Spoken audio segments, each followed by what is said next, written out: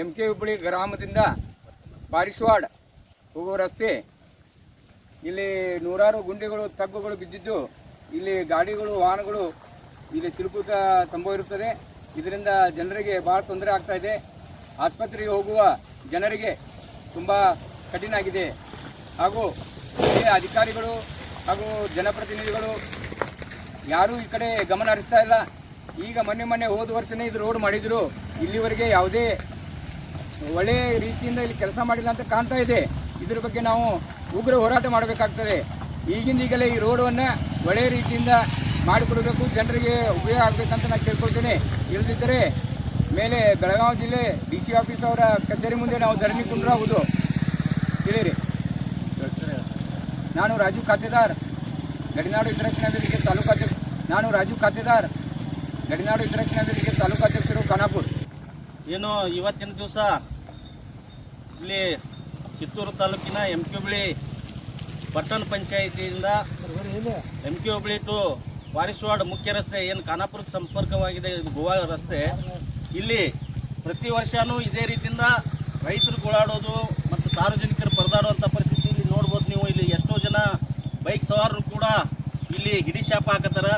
ಏನು ಮಾಡಕತ್ತಾರ, PWD ಆಫೀಸರ್ಗಳಿರ್ಬೋದು, ಇಲ್ಲಿ ಸ್ಥಳೀಯ ಶಾಸಕರಿರ್ಬೋದು, ಅದು ಕೂಡ ನಮ್ಮ ಬೆಳಗಾವಿ ಜಿಲ್ಲೆ ಒಂದು ಲೋಕೋಪಯೋಗಿ ಸಚಿವರು ನಮ್ಮ ಜಿಲ್ಲೆಯವರ ಇರೋದಂಥ ಒಂದು ಕ್ಷೇತ್ರ ನಮ್ಮ ಜಿಲ್ಲೆ ಆಗೈತಿ.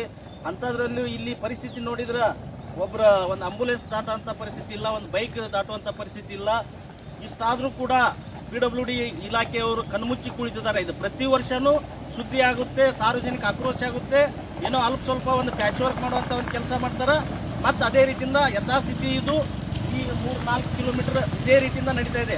ಆದ ಕಾರಣ ನಾವು ಏನು ಮಾನ್ಯ ಲೋಕೋಪಯೋಗಿ ಸಚಿವರಿಗಿರ್ಬೋದು ಹಾಗೂ ಇಲ್ಲಿ ಸಂಬಂಧಪಟ್ಟ PWD ಏನು ಲೋಕೋಪಯೋಗಿ ಇಲಾಖೆ ಅಧಿಕಾರಿಗಳಿದಾರ, ನೀವೇನು ಕಣ್ಣು ಮುಚ್ಚಿಕೊಳ್ತಿದ್ದೀರಾ, ಈ ಮಾಧ್ಯಮ ಮುಖಾಂತರ ಪ್ರಸಾರ ಆಗೋದನ್ನು ನೋಡಿ ಈ ಕೂಡಲೇ ಬಂದು ಇದನ್ನು ಸರಿ ಮಾಡಿಕೊಡ್ಬೇಕು. ಸಾರ್ವಜನಿಕರಿಗೆ ಮತ್ತು ರೈತರಿಗೆ, ಇಲ್ಲಿ ಬೈಕ್ ಸವಾರರಿಗಿರ್ಬೋದು, ಇಲ್ಲಿ ಆಗುವಂಥ ತೊಂದರೆಗಳನ್ನ ಬಂದು ನೀವು ಸ್ಥಳೀಯವಾಗಿ ನೋಡ್ಬರಿ.